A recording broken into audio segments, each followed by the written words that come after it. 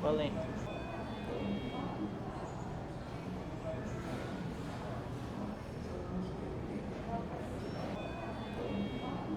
Bom, eu me chamo Thiago. Meu nome é Karina. Eu sou Luciano. Meu nome é Bianca. Meu nome é Isamara Roberta.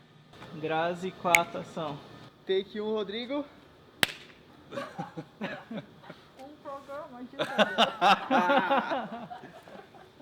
Tá, vamos lá. Meu nome é Rodrigo. Tenho 26 anos. Tenho 21 anos, eu estudo licenciatura em Ciências Humanas na UFABC, faço filosofia. Licenciatura em Matemática na UFABC. Sou do teatro e da neurociência. No último semestre de farmácia. Formado em História da Arte pela Universidade Federal de São Paulo. Estudei comunicação, rádio e TV e trabalho como educador em exposições. Também estudo filosofia, licenciatura em filosofia lá na Universidade Federal do ABC. Sou um dos educadores aqui da exposição Pasteiro Cientista.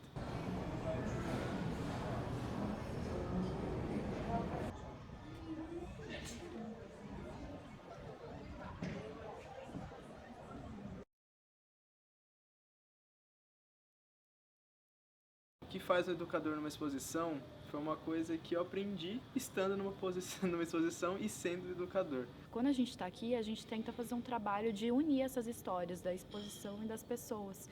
Nos acolhimentos que a gente faz aqui, não só de oficinas, de visitas mediadas, a gente traz perguntas específicas com o roteiro que a gente já premeditou para puxar essas pessoas aqui, o que elas querem contar, o que elas querem trazer, mas para fazer sentido também com o que a gente propôs aqui. Vocês têm alguma dúvida aqui? Mais alguma coisa sobre a imagem? Essa caveira é um clássico, gente. É a grande imagem aqui que todo mundo pergunta. O que você... Ó, sem ler, ninguém lê. A morte. Poxa. É a morte. Tá, mas o que vocês entendem dessa imagem aqui? A morte da pobreza. A morte está oferecendo água. Você ia beber uma água que a morte te oferece? Não, mas ela bebendo água sem saber que é da morte. E essa água tá com a doença, é isso? Sim. É uma água infeccionada. Perfeito, gente. Então, o que acontece? A cólera, ela contamina as pessoas, né? Essa doença, ela acaba acontecendo por meio da contaminação da água. Eu não fazia ideia. Sabia que queria trabalhar com educação, com arte, com cultura, com ciência, mas não sabia muito bem realmente como que era ser um educador na prática de uma exposição. Em qualquer momento que vocês tiverem alguma dúvida, quiserem conversar comigo, perguntar algo, pode me parar, tá bom? Pode falar, não precisa ficar só levantando a mão, pode perguntar direto, tá bom? Durante a exposição tem bastante coisa para mexer, podem mexer nas coisas, não tem problema nenhum, tá? Podem tirar foto também, eu só vou pedir para vocês não irem para a próxima sala, ou para a anterior, enquanto a gente estiver em uma. Foi algo muito legal de aprender isso aqui, de forma prática, pois eu tinha muita segurança de trabalhar com educação, de ter a capacidade de ensinar as outras pessoas algo e de que tudo que eu falasse aqui seria dito como verdade. Quantas vacinas ele teve que dar pro Joseph? 12 vezes, né? Você teve que dar muita vacina até ele realmente ficar bem. Mas aqui, ao contrário do que a gente estava falando aqui das doses, vocês viram que ele começou dando um vírus bem fraquinho e foi aumentando o vírus, né, até ficar mais forte até as últimas doses que ele deu. Hoje em dia a gente sabe que não é necessário mais isso, né? Basta a gente dar um vírus um pouco mais fraco que o corpo já vai reconhecer, não precisa dar um vírus mais forte para o corpo reconhecer. Tinha uma pressão muito grande, mas trabalhar aqui de uma forma não formal, que é a forma como um educador trabalha, que é diferente da sala de aula, que é tudo fechadinho, que tem lá todos os passos que tem que fazer. Aqui na exposição, e sendo educador de exposição, aprendi que sendo educador aqui é conversar com as pessoas. É ter uma relação com as pessoas de uma forma que você consiga trazer os conteúdos que estão na exposição, planejar uma visita para aquelas pessoas e você vai tentar buscar entender quem são essas pessoas, antes de tudo. Saber a idade que eles têm, saber a escolaridade, saber o rumo da vida que ela tomou, a experiência das próprias pessoas, porque isso vai interferir muito de como que ela vai olhar a exposição. Né? As experiências das pessoas interferem naquilo que elas veem, né? Como elas vão enxergar, como elas vão entender.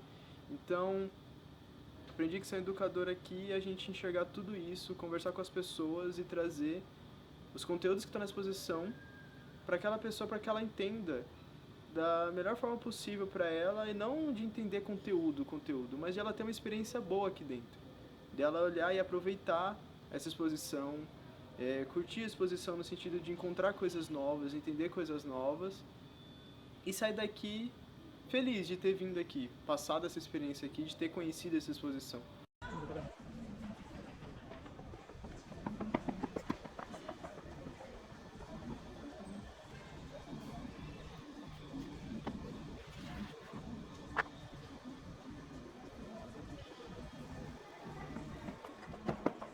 Conheci o Pasteur em 1849. Ele era uma pessoa na faculdade de Estrasburgo, onde eu trabalhei. 2 dias depois, ele recebeu um segundo cargo. A gente está na exposição Pasteur Cientista e ela é interativa, assim, então já é um grande diferencial. E ela tem vários recursos sensoriais, mas ela é mais apelativa visualmente, tá? Então tem muitas informações e muitos desses recursos são em formas de áudios, de vídeos, de jogos. Os áudios, eles contam a história da exposição como se você estivesse ouvindo numa peça de teatro, o que já é super diferente porque a gente está numa exposição científica, então une duas coisas assim que parecem não se encaixar, mas faz isso muito bem. Essas histórias, elas são múltiplas e a gente tem aqui uma exposição que nos permite enxergar isso de modo muito evidente, porque é uma exposição muito rica, muito complexa. Ela é uma exposição grande mesmo, no sentido de temos aqui 7 salas com inúmeros aparatos, dispositivos aqui, em diferentes linguagens, e cada vez que a gente se encontra com eles, nós educadores, o público, cada pessoa do público ou cada grupo público que vai significar aquilo de uma maneira, eu acho que a gente vai descobrindo novas versões dessa história, novos modos de contá-la. Então agora vamos vir todos por aqui, que a gente falou, né? Quem que é esse cientista lá da França, de 200 anos atrás? Pessoal, a maior parte de vocês disse que tomou a vacina. E um grande problema daqui, nesse sentido, é que ela tem esses recursos lúdicos, mas isso acaba sendo acessível para as pessoas, para o público, para o maior público que vem aqui, ou para diferentes públicos? Não, porque a linguagem em que essas coisas estão sendo passadas, elas acabam sendo muito difíceis, o que acaba tornando esse contato, assim, inacessível mesmo com o público. Bom, aqui na exposição a gente recebe basicamente 2 tipos de público, né? O espontâneo e o agendado. O público agendado basicamente é o público das escolas que agendam para ter uma visita mediada, e o público espontâneo é o que vem aqui em qualquer horário, né? A gente recebe crianças, adolescentes, adultos, idosos, famílias e, no geral, todo tipo de pessoa. Por isso que o papel do educador aqui na exposição acaba sendo primordial, assim, nesse sentido. Porque senão a exposição acaba sendo fria. Não só porque esse lúdico que está aqui presente acaba sendo inacessível para essas pessoas, não só para esses públicos, mas para muitos outros, mas porque a vivência dessas pessoas, a subjetividade delas, as particularidades, a história que elas carregam, acaba não tendo vazão para se manifestar aqui. Parece que é algo desconexo. Para cada público, a gente vai usar estratégias diferentes. Eu acho que o primeiro passo, que foi o que a gente começou a fazer desde que a gente começou a trabalhar aqui, é se apropriar do conteúdo que tem na exposição.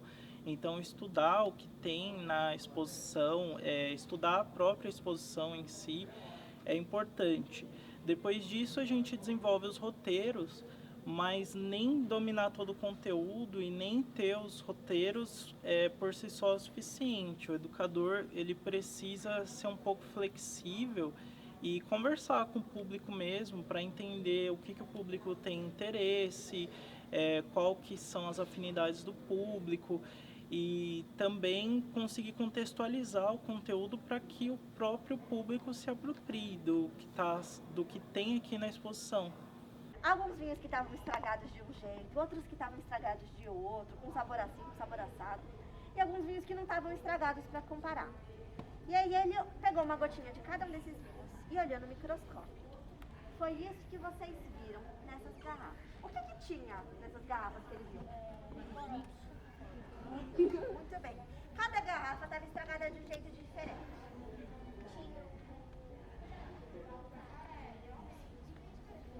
Muito bem. A primeira garrafa do lado de cá era um vinho que estava saudável, mas tinha micróbio nessa? Sim. Tem alguma dessas imagens aqui que vocês viram em todas as garrafas? Sim. Eu vi essa bolinha aqui, né? Essa aqui, ela tá em todas as garrafas. Vocês sabem qual que é o nome que a gente chama esse micróbio? Levedura alcoólica. Existe não um pano de fundo, né, mas um fio condutor principal. A exposição se chama Parceiro Cientista. A proposta é contar a história do desenvolvimento do trabalho científico desse homem. Mas a gente pode também, eu acho que visitar essa exposição inteira sem falar o nome dele, entendendo que ele era um homem contextualizado, né, e entender a ciência que ele fez, o mundo em que ele viveu, socialmente referenciado. Então, me interessa muito e eu vi muito no trabalho dos meus colegas e eu acho que isso que foi muito potente, muito relevante, a gente perceber e ir desvelando outras histórias, que não a história de vida de um homem branco europeu.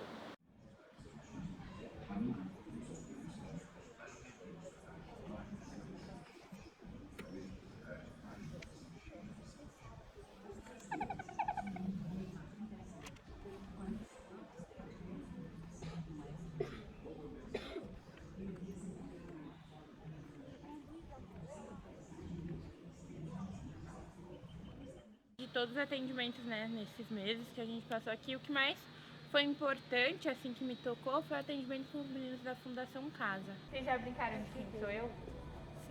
Sim. A gente vai brincar de quem sou eu aqui. Só que palavras da exposição, obviamente. E aí eu vou querer que alguém venha aqui pra eu colocar. E aí a gente vai ter que adivinhar, ele vai ter que adivinhar a palavra que vai estar aqui. E aí só que a gente vai fazer em conjunto. A gente vai dar dicas da palavra. Não vamos dar, por exemplo, não tem essa palavra que eu vou falar agora. Tipo, doença. É uma... Dicas óbvias. Não, vamos deixar difícil mesmo.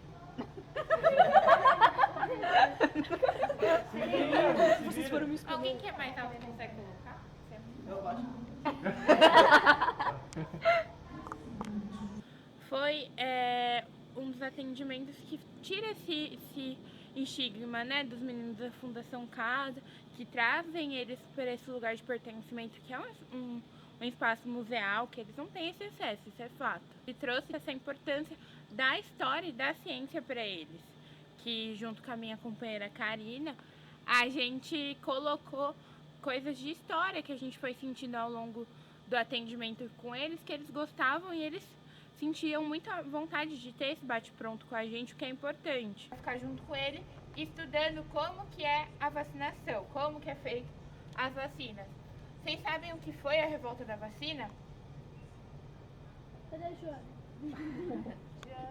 A Joana, se não tivesse aqui. Tava acontecendo a epidemia de varíola naquela época, só que ninguém sabia o que era, ninguém sabia como que se prevenia e estava muito mais no Rio de Janeiro. E o que acontece? O rio naquela época, ele era muito mais cortiços, então as casas eram em lugares muito mais difíceis, eram sujos, não tinha saneamento básico naquela época, então era muito comum a contaminação. E a galera se recusava. Então imagina, você estava passando lá na rua e vinha um militar e te obrigava a tomar vacina. Então ele pegava você e obrigava, de fato, a tomar vacina. Só que a galera estava se recusando, porque eles achavam que tomando a vacina a gente ia virar vaca. Nossa, hoje em dia é jacaré. Mudam os animais. Alguns não, né? E aí, o que acontece do Pasteur e do Dom Pedro? Eles começam a trocar cartas. E aí eles começam a falar, aí entra o debate que a gente quer ouvir a opinião sincera de vocês. eles começam a falar que eles precisam testar essas vacinas de qualquer forma em pessoas. E aí, um dos dois cita o grupo da galera que está presa. Então, eles querem porque querem testar nos presos. E aí, um fala pro outro, mas se eles sobreviverem, a gente vai dar mais uma chance para eles. E aí o outro fala, mas se morrer, morreu, né? Então, o debate em questão, agora eu vou trazer para 2020. O que acontece dentro dos presídios brasileiros é uma grande epidemia de pneumonia. E aí, a pneumonia mata as pessoas. A pneumonia é muito ruim. Só que tem bastantes campanhas de vacinação contra a pneumonia. Por que a gente não vacina aquele grupo, a galera que está presa? E aí, o que vocês acham? Igualdade. É certo?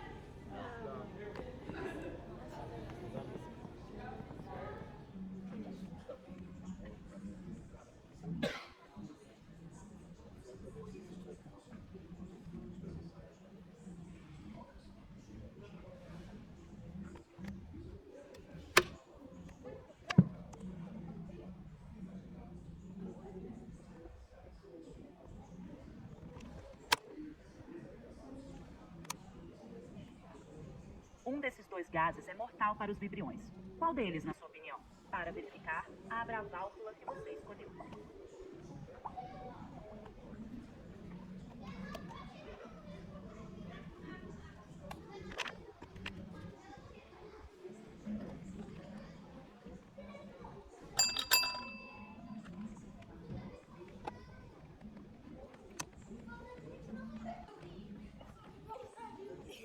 A exposição nos traz muitos cientistas homens, de terno, jaleco, e a gente criou um roteiro como cientista para desmitificar isso de que cientista só usa jaleco e é masculino. Eu acho que por meio das artes é possível trabalhar diversas linguagens e recursos para que a linguagem se torne mais acessível ao público, né? Se você fica muito dentro do discurso acadêmico científico, isso gera um distanciamento entre o público e aquilo que você está tentando mediar, seja um conceito, um experimento. Então, a gente criou algumas personalidades que têm alguma informação sobre alguns descobertos, experimentos sobre elas na exposição, mas não traz o nome da pessoa, a cara da pessoa. Como, por exemplo, a Mary Anning, que descobriu os primeiros fósseis e vários deles, inclusive tem num jogo da exposição. E não mostra o rostinho dela, então a gente traz ela. E para reforçar também que não tem padrões de idade, por exemplo, ela tinha 11 anos quando descobriu um fóssil e é considerada uma cientista, então a gente não tem idade para ser cientista. A gente vai fazer o roteiro então também, que foi alguns animais que o Pasteur estudou. E a gente vai fazer outro animal que não é a galinha. E outro animal tem aqui. Oi?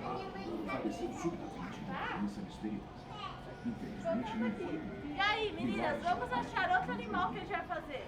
Falta só mais um. A gente vai fazer o coelho, a mariposa e tem o terceiro que a gente vai fazer. Coelho! A gente vai fazer o coelho, tá bom? O que tem a ver o coelho? Você fala pouco. Quem não viu esse filminho aqui, ó? Já vi. É o coelho que é o pai dessa menininha. Ele pegava o coelho, aí ele tentava fazer umas injeções pra dar no coelho.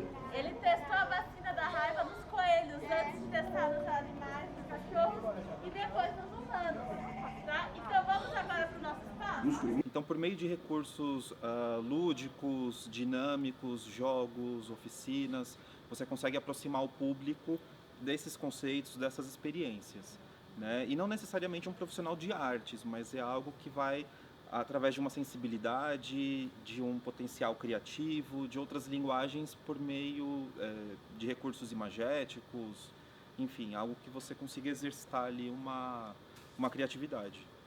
Olha, ele não é aquele cientista de jaleco, cabelo arrepiado, branco, grisalho, de bigode que a gente vê na exposição e vários outros tipos, vários outros padrãozinhos de cientistas como a gente vê por aí. Então eu trago essas pessoas, ele por exemplo não era estudado, ele era um produtor de tecido e produziu um microscópio, um aparato da ciência que a gente usa até hoje. Então eu tento trazer pessoas que saem desse padrão de cientista quadrado que as pessoas têm na cabeça, para depois da visita participarem da oficina, como é um cientista, fazendo o próprio Cubicraft, que é o personagem, cada um vai personalizar nesse modelinho aqui, para depois recortar e montar e produzir seu próprio cientista, mostrando como seria seu cientista hoje em dia, já que a gente não tem esses padrões aqui.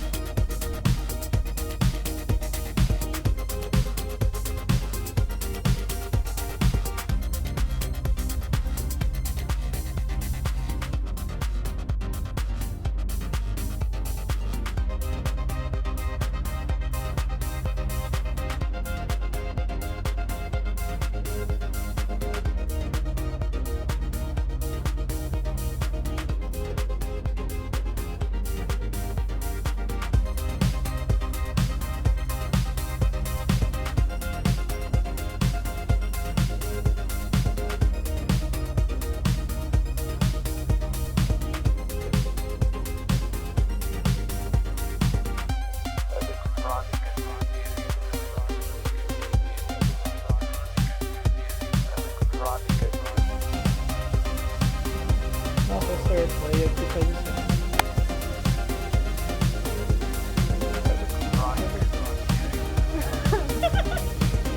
Cara, eu quero esse take.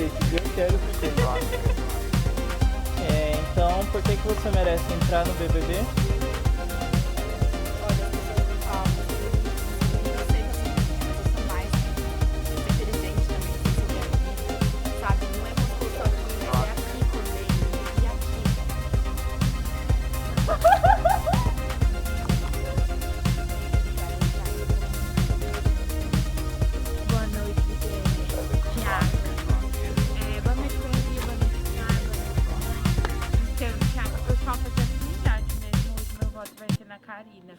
Ela não faz nada dentro da casa, sabe? Ela é super preguiçosa.